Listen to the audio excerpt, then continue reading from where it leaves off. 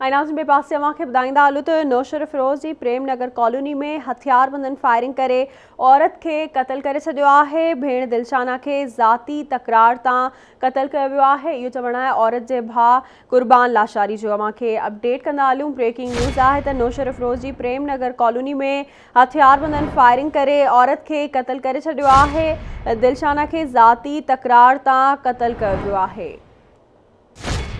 अवांखे update कंदा हलूं। अहम ख़बर आहे त नौशर फिरोज़ जी प्रेम नगर कॉलोनी में हथियारबंदनि फायरिंग करे औरत के क़त्ल करे छॾियो आहे। तफ़सील मालूम कंदासीं नौशर फिरोज़ में आवाज़ टीवी के रिपोर्टर ज़ाहिद कायम खानी खां। जी ज़ाहिद।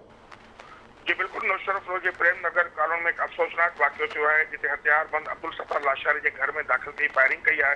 फायरिंग के नतीजे में अब्दुल सत्तार लाशारी की न्याणी जेका है खुशबू उहा जेका है क़त्ल थी वई है।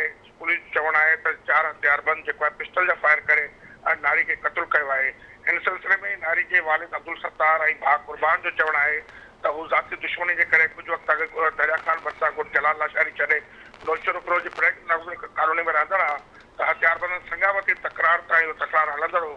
अॼु जेको आहे हथियारबंदनि सुबुह जो जेको आहे फायरिंग कई आहे, घर में दाख़िल थी, जंहिंजे करे नारी क़त्ल थी आहे। नारी जो मर्द जेको आहे सिविल अस्पताल नौशर फिरोज़ आंदो वियो आहे, जिते पोस्टमार्टम कयो पियो वञे।